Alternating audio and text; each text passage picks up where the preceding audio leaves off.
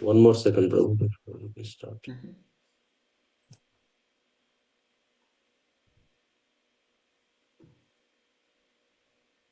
Yes, Prabhu, you can start, Prabhu. Om Namo Bhagavate Vasudevaya. Om Namo Bhagavate Vasudevaya. Om Namo Bhagavate Vasudevaya.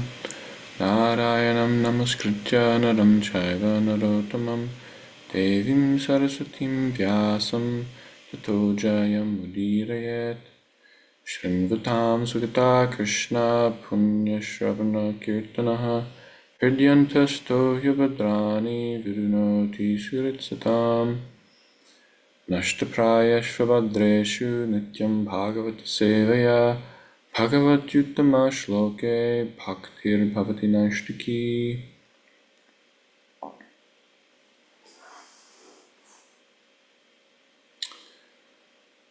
Jai. Reading from Srimad Bhagavatam, Canto 4, Chapter 26. We will be doing texts 15 and 16. Nataitar hiro chante griheshu griha sampada yadi nasyad grihe mata patniva patidevata Yangerata iva pragya ko nama sitadinavat. Translation. King Puranjana said, I do not understand why my household paraphernalia does not attract me as before. I think that if there is neither a mother nor devoted wife at home, the home is like a chariot without wheels. Where is the fool who will sit down on such an unworkable chariot? Purport. The great politician Chanakya Pandit said, Mata yasya grihe nasti bharya cha priyavadini aranyam tena gantavyam yataranyam tatagriham. If a person has neither a mother nor a pleasing wife at home, he should leave home and go to the forest, because for him there is no difference between the forest and home.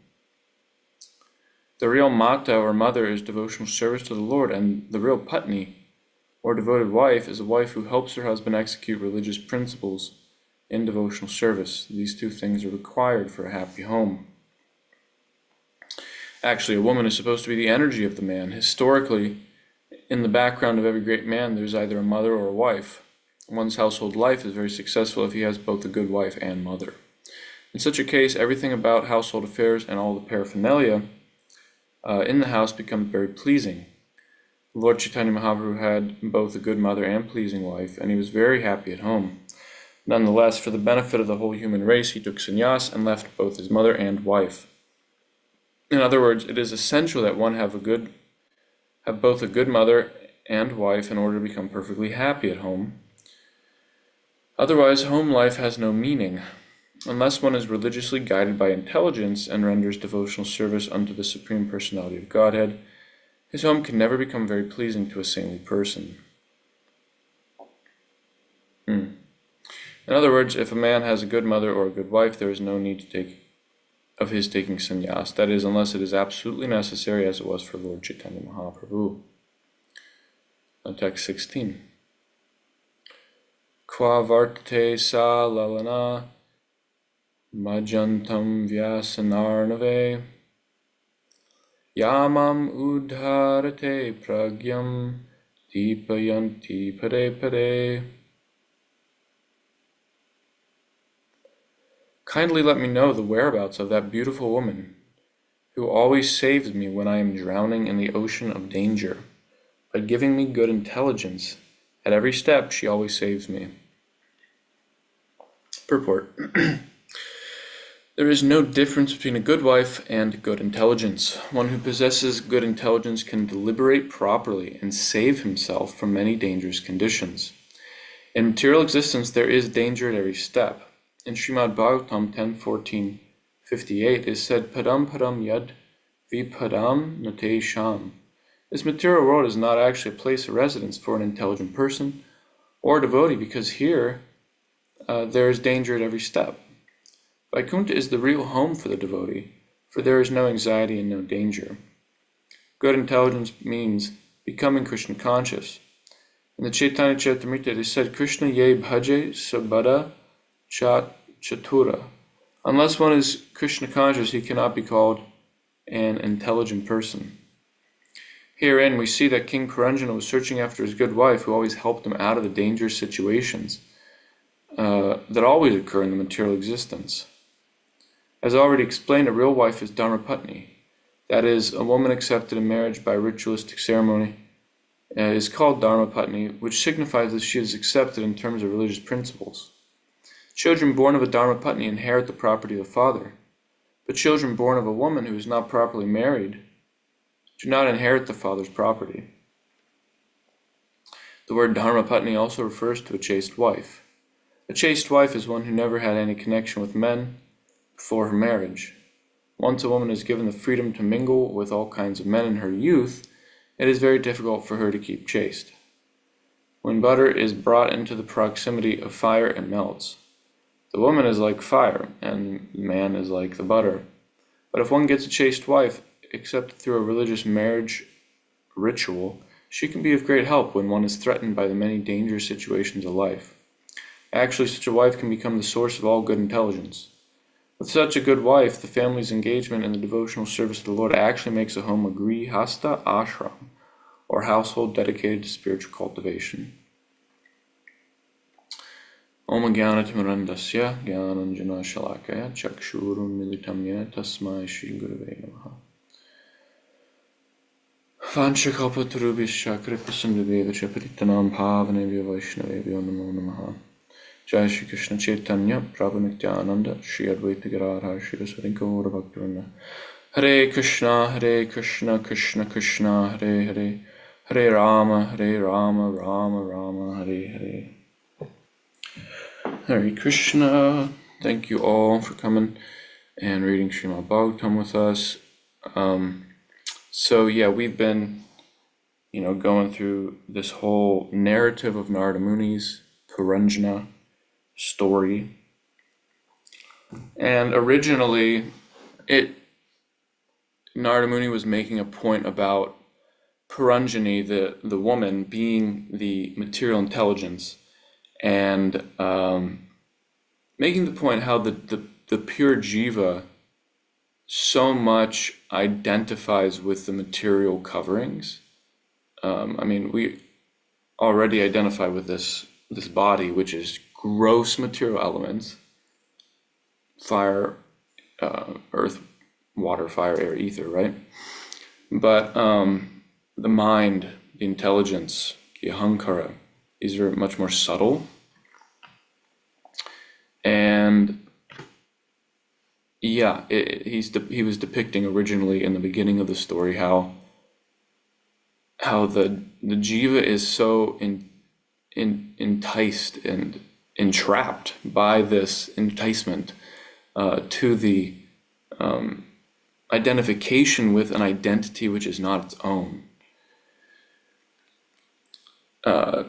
It's a perfect example, right? A man being bewildered, attracted to a woman, right? So that's a decent metaphor there. And now the metaphor is a little different, because in this chapter, he's showing the different undulations, the ups and downs of what life for the jiva is like, whether through this life or many lifetimes, identifying with intelligence. The intelligence is meant to be a friend, as Prabhupada is mentioning in this purports, because he's comparing the intelligence to the queen, the wife, right? So a good intelligence will actually help the living entity, even though the living entity is separate and different and should not have come in contact in some sense with this intelligence, should not identify with this intelligence, because the living entity is a pure spiritual entity. However, the living entity can be helped by its intelligence, right? Krishna says that in the Bhagavad Gita, last verse of the 3rd chapter. The Sanskrit's eluding me. Let me just look it up. But yeah, he says, oh yeah, evam bude parambudva samstabhyatmanam jahi shatra mahabahu kamarupam durasadam. So one has to use their intelligence. Yeah, he gives the different levels that the senses, the mind's greater than senses, the intelligence is greater. So knowing this, use your intelligence to overcome the different obstacles of the senses. So, yeah, we see that in this chapter, King Puranjana, he leaves his good intelligence, he leaves his dharmic wife to go and hunt in the forest. I was reading Srila Vishwanath Chakravarti Thakur's commentaries, and he was mentioning how it's not explicit, but it's implied, a cultural thing, which I certainly would not have necessarily gotten. But when a king goes to the forest for weeks, goes on a hunting trip, it's highly probable that a king would gallivant with other women. And so not only is he leaving his wife to go on a hunting trip, which in the devotional context that we come from, hunting is like, it's horrific. And honestly, that's Narada Muni's point also, because remember, he's talking to Prachina Barhi, and Prachina Barhi's doing like excess animal sacrifices. So Narada Muni's trying to kind of tell him, like, this is, you got to learn some ahimsa. You're just killing too many animals. It's ridiculous. So that point's also there, but also the point of leaving the good intelligence, leaving the good wife for bad intelligence, for bad wives. Who is he going to find out in the forest? Maybe some, the idea is like some not so, dharmic or proper prostitutes, something like that. Some women that aren't so high class or something. So he goes on that hunting trip, as we read in the earlier parts of the chapter, and he comes back now, and he kind of finds he comes back to his parts of his intelligence. He comes back to like the semblance of his intelligence, the home, the refreshments. He kind of freshens up. It's a metaphor for he's repentful for whatever the bad intelligence did. And we can relate to this so much. We as devotees are trying to live a devotional life, right? Krishna conscious. And so our previous impressions and samskars on our mind can, and not just mind, but also the ahankar, also the intelligence. The intelligence is useful in rationalization of unfavorable behavior, right? The intelligence can become bewildered. It'll be a bad intelligence. It is a bad intelligence which tells us to go smoke a cigarette. It's like you do it, and you're thinking, how did I do this? Like I gave this up. I vowed not to do this, or whatever activity it is that you're trying to avoid, that you would consider sinful or not pious or unfavorable to devotional service. There's a broader context of just dharma versus adharma here in the pastime, but making it relevant to us. It's really like what's favorable to your bhakti and what's not. And so the fact that we, as practicing devotees, sadhakas, will sometimes not follow the dictates of good intelligence informed by Shastra, right? Then means that sometimes we are in King Puranjana's position. Sometimes we go gallivant in the forest in whatever way that manifests really to us, right?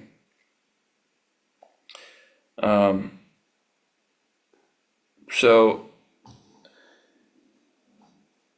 there's this returning back to the good intelligence that we might have experienced, where you come to your senses, right? You come to your senses and think, what did I do? what has gone on. And King Pranjana is trying to find his good intelligence again. Things aren't exactly immediate. That's the idea. He's trying to search for his good intelligence in the palace. He kind of refreshes up. He kind of comes back to some good senses. But he doesn't really have that intelligence, which is strong. Has anyone else ever been in a position of strong sadhana, a really strong sadhana, and they feel that their internal, the mind and the intelligence works differently? Like, I'm talking about weeks or months or years of solid sadhana, and coming out of that, whether it be circumstantial or because of some fall down, whatever it is, you come out of that and you feel like you're a different person practically. And then returning to that takes some time, even if you take up certain sadachar again. So he's taken up certain sadachar again. He feels bad about this, but he still hasn't quite gotten that good intelligence again. And the reason is revealed later in the chapter. I mean, I won't skip ahead, but the reason is that it takes some time. Krishna is actually the giver of intelligence. And I wanted to just read some verses here that indicate that. Actually, Srila Prabhupada, in the purport to that verse 15, he also says, unless one is religiously guided by intelligence and renders devotional service under the Supreme Personality of Godhead, his home can never become very pleasing to a saintly person. So indicating the importance of good intelligence in the practice of devotional life, using that which was a thorn. Narada Muni also says this earlier in the Bhagavatam, that which was a thorn that pricks you, you can take that thorn and take the other thorn out. So although the intelligence is a covering of the pure jiva, we actually are meant to use good intelligence informed by Shastra, Sadhu, Guru, and Shastra, to serve Krishna and serve his devotees and take to bhakti. In the Bhagavatam, Canto 2, Chapter 2, Text 35, there's this wonderful verse, Bhagavan sarvabhuteshu lakshita swatmana hari drishyar bhujyadibhir drashta lakshanar anumapakai. This personality of Godhead, Lord Sri Krishna, is in every living being, along with the individual soul. And this fact is perceived and hypothesized in our acts of seeing and taking help from the intelligence. Taking help from the intelligence, one can perceive Paramatma. Why is that? And I'll read some of what Prabhupada writes here. He said that the jiva can perceive that intelligence is the form direction of the Paramatma, plenary portion of the personality of Godhead. Form direction, it's almost like Prabhupada's writing in Sanskrit in English, because form direction, I think of it like a samasa, like a compound word. So it's the form of the direction of God. So Paramatma is giving direction, and it takes the form of one's intelligence. That's how he's describing it.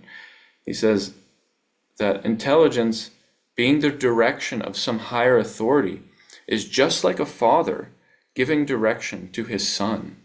The higher authority who is present and residing within every individual living being is the super self.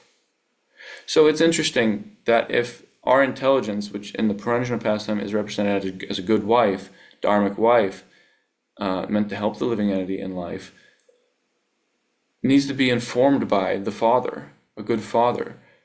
Prabhupada's saying that just like a father will give direction, good direction, Paramatma also gives good direction to the living being. He says that a living being is dependent on intelligence or the direction of a superior being. Such intelligence is all-pervading. Every living being has his intelligence, and this intelligence being the direction of some higher authority. I read it in an incorrect order.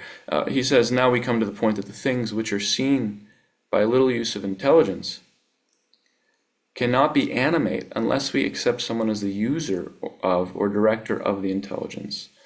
Anyways, same point. The director of intelligence. Krishna also says in Bhagavad Gita, Tesham Satra Yuktanam Bhajatam Pratipurvakam Dadami Buddhi Yogam Tam. I give a special type of intelligence, Dami Buddhi Yogam Tam, the buddhi by which you can connect to me. Tesham satat yuktanam. So if you're actually engaged in loving service, sadhana, I will give you the intelligence by which you can increase that. You can actually come even closer to me. I mean, it could mean many things, that verse, but contextually, circumstantially. But the idea being that Krishna gives intelligence. Buddhir buddhimatam asmi. That's in 7th chapter of the Gita. He says, I'm the intelligence of the intelligent. And then, of course, sarvashichaham hridi sanivishta. So the point being is that Krishna gives intelligence and he can take it away, right? So if one kind of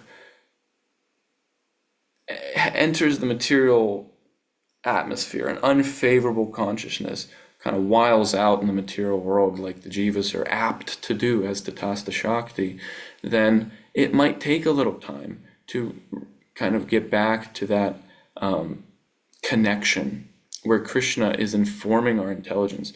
Because, Krishna responds. He's very responsive. Ye yatamam prapadyante. So if our intelligence, that's what rationalization is bad intelligence. So how can one do bad behavior and have good intelligence? It's usually a neglect of the good intelligence. So Krishna will kind of retreat into the background. So to retrieve that good intelligence is really going to take some time, some sincerity, mostly sincerity. But that sincerity will be augmented by devotee association, Vaishnav Sangha, service, and our own efforts, our own desire, heart desire. Krishna can, somewhere it said in some Upanishad, Paramama, Krishna can tell the what's going on in someone's heart, just like someone can just tell the fragrance of a flower just by being around it. You walk into a rose garden, you can smell, oh, it's roses around here. So he can kind of smell what's going on in our heart. He can sense. He knows if we're sincere. He knows if we want to actually serve. He knows if we actually want to come back into that fold of good direction from the Lord. And that's what's happening with Puranjana here. He's feels regretful. He feels bad, whatever that represents, again, being the metaphor for the jiva, leaving the sanctity of good intelligence and wiling out in the material world, hunting women, this and that. Whatever that represents for you, you can think about his coming back and getting some faculties, but still wanting that solid intelligence, still wanting that connection, buddhi yoga, where you actually feel Krishna enlightening you in the heart. So it's an important little passage here and chapter. Narada Muni, expert storyteller, and we can take some lessons from all this. So I'll end there.